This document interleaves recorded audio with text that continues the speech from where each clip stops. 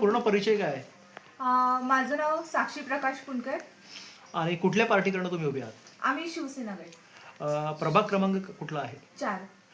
बरं, प्रभाग क्रमांक 4 म्हटल्या नेमक्या समस्या कुठल्या कुठल्या आहेत? पाण्याची समस्या असतो, रस्त्याची समस्या असो, आणि या तुम्ही कशा सोडवणार आहात? जसं बघा, पाण्याची समस्या तर आहेच. आम्हाला किमान 8 दिवसांनी नळ येतो. समजा मी तर नागरिकच आहे आधीच. समजा जी निवडणूक लढायच्या आधी मी एक मेन नागरिक आहे. आम्हाला मेन जे समस्या म्हटलं तर पाण्याची आहे. पाण्याची कसं, आम्हाला जसं पाणी वगैरे यायचं म्हटलं तर आम्हाला सगळ्याच्या शेवटी पाणी येतं. म्हणजे आधी जे मोटर वगैरे लागून जातं त्याच्यानंतर आम्हाला पाणी येतं. पाणी येतं ते कधी कधी गढूळ येतं. आमचं प्यायचं पाणी होत नाही. आम्हाला किमान 8 दिवस पाणी नाही आलं तर आम्हाला मोठ्या मोठ्या टाक्या भरून ठेवावं लागतात. त्याच्यानंतर खारं पाणी येते, ते पण पिऊन आमचे पोट वगैरे बिघडतात. तर त्याच्यासाठी मी आधी सगळ्यात पहिलं पाण्याची समस्या करेल. ती तर पाणी स्वच्छ ठेवेल. सर्व पाणी म्हणजे पूर्ण नागरिकांना पाणी मिळालं पाहिजे, हे तर सगळ्यात आधी बघेल मी. बरं, केंद्राची एक योजना आहे हर घर नळ योजना, जी मोदी सरकार चालवतं, केंद्र सरकार.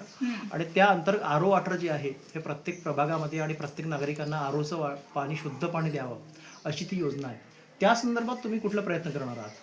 त्या संदर्भात जसं केंद्र सरकारने जी ती योजना केलेली आहे त्या संदर्भात मी तर त्यांचा पाठिंबा म्हणजे त्यांचा सहयोग घेऊन मी तेच वर्क करणार आहे. आणि जे पाण्याची समस्या जर म्हटलं तर जे आरोची समस्या आहे तर ती प्रत्येकाच्या ह्याच्यातच आहे. समजा पाणी प्रत्येकाला मिळत नाही, काही नाही, तर ते जे त्यांचे जे ऑर्डर वगैरे असतील त्यांना आम्ही फॉलो वगैरे करून ती समस्या सोडवून टाकू.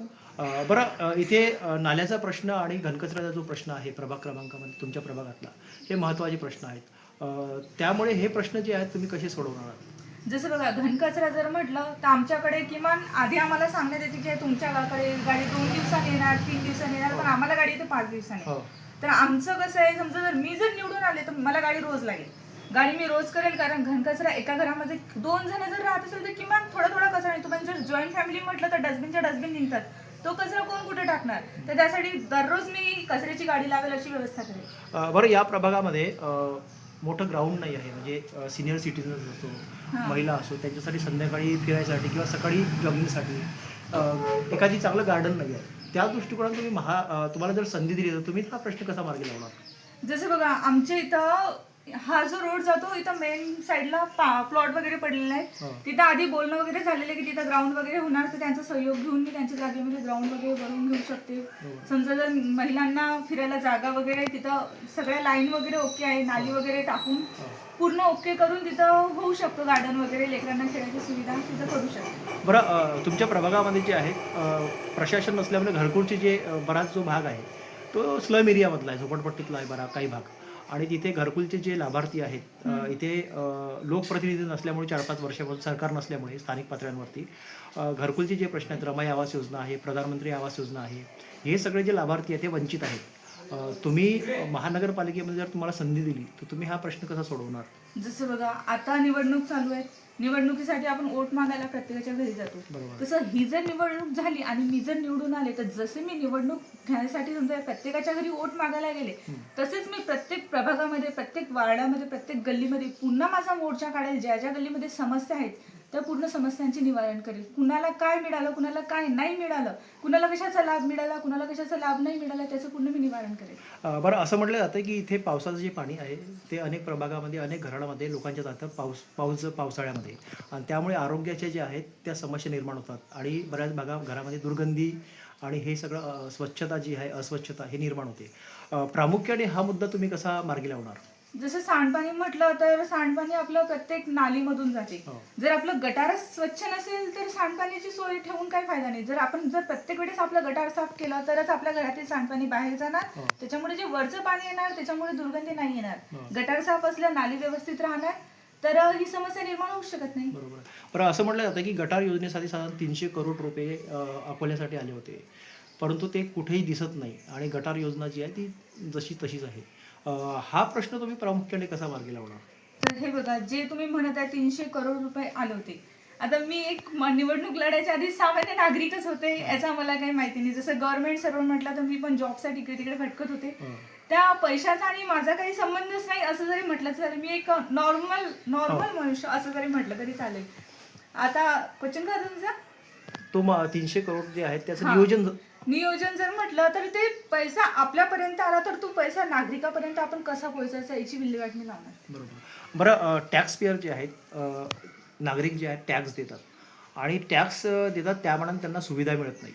म्हणजे टॅक्स जे आहे अतिरिक्त असते, अशी बऱ्याच लोकांची हाकाटी असते. आणि त्या पद्धतीने त्यांना ज्या सुविधा पाहिजे होत्या, बेसिक पाण्याची असो, रस्त्याची असो, घाणकचरा असो, व्यवस्थापन, या सगळ्या सुविधा मिळत नाही.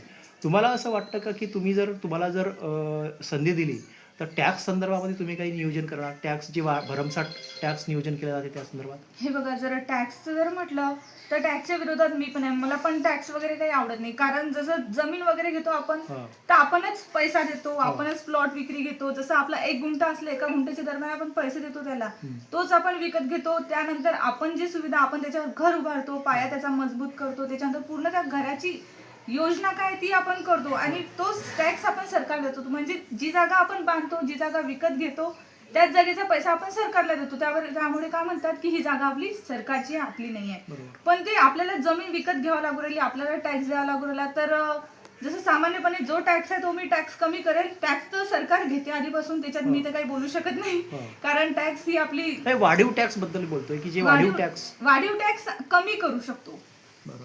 बरं, या भागामध्ये मुलं जे असतात MPSC UPSC करणारे आहेत, त्यांच्यासाठी अभ्यासिका केंद्र नाही आहे तुमच्या प्रभागामध्ये, म्हणजे जे महानगरपालिकेमार्फत चालवले जातात. तशा पद्धतीचं काही तुम्ही नियोजन केलं आहे का? म्हणजे तुमच्या अजेंड्यामध्ये आहे का, जाहीरनाम्यामध्ये? हो, त्याच्यामध्ये लायब्ररी वगैरे आहे, तर ती आम्ही करू शकतो. अंगणवाडीचा तुम्ही जो प्रश्न आहे तो मांडला तुमच्या याच्यामध्ये, तो काय नेमका प्रश्न काय आहे अंगणवाड्याचा? जसं बघा, अंगणवाडीच्या नेमक्या जागा वगैरे निघतात लेडीजसाठी. जर प्रत्येक लेडीजला ज्या घरगुती असतात त्यांना जॉब नाही मिळत, तर त्या छोट्या मोठ्या जॉब बघून करतात. तर अंगणवाडी डेव्हलप झाल्या पाहिजे, त्यासाठी आम्ही काही ना काही करणार. जसं आमची एक विठ्ठल नगरामध्ये अंगणवाडी आहे, ते फारशी काही डेव्हलप नाही आहे. आम्हाला त्याला डेव्हलप करायचं आहे. जे छोट्या मोठ्या अंगणवाडी असतील, जसं आपल्या प्रभागातील काही, एकच अंगणवाडी नाही, आपल्या प्रभागामध्ये खूप साऱ्या अंगणवाडी आहेत, त्या पूर्ण डेव्हलप करायच्या आहेत. बरं, तुम्ही एक महिला आहात, तुम्हाला माहिती आहे महिलांचे जे प्रश्न असतात ते अनेक असतात. महिला सक्षमीकरण करण्यासाठी आणि बचत गटाच्या मार्फत तुम्ही त्यांना अधिक रोजगार निर्माण, स्वयंरोजगार करण्यासाठी ते कसं प्रोत्साहित करणार आणि तुम्हाला जर संधी दिली तर? जर हे बघा, जर बचत गटाच्या मार्फत जर आपण करतो म्हटलं तर मेन म्हणजे मी एक बचत गटाची अध्यक्ष आहे. माझ्या गटामध्ये सुद्धा 10 ते 12 लेडीज वर्क करतात. आम्ही ICICI बँक किंवा साध्या मेन जे बँक, मोठ्या ज्या नॅशनलाइज गव्हर्नमेंट बँक राहतात, त्याचा आम्ही कर्ज घेतो. त्या कर्जामार्फत ज्या लेडीज गरजू असतात त्याला ते कर्ज देतो आणि त्यांच्या मार्फत त्यांना समजा बिझनेस करायचा असला, छोटा मोठा लघु उद्योग करायचा असला, गृहउद्योग करायचा असला, त्यामार्फत आम्ही त्यांना संधी देऊन पुढे करतो. बरं, तुम्ही राज्यामध्ये सत्तेमध्ये आहात, भाजपासोबत सत्तेत आहात, निधीचा काही अडचण नाही, तुमची विजयाची जी आहेत, म्हणजे तुमचा विजय होऊ शकतो. तुम्ही मतदारांना काय विनंती करणार या निमित्ताने? मतदारांना तर आम्ही एकच विनंती करू शकतो, तुम्ही आम्हाला साथ द्या, आम्ही तुम्हाला साथ देऊ. त्याच्यानंतर त्यांची जी प्रश्न असेल ते आम्ही सोडवण्याचा प्रयत्न करू. त्यांनी पण आम्हाला जर भरघोस म्हणजे चांगलं काम करण्याची संधी दिली तर आम्ही पण त्यांची कामाची पूर्ण विल्हेवाट लावू शकतो.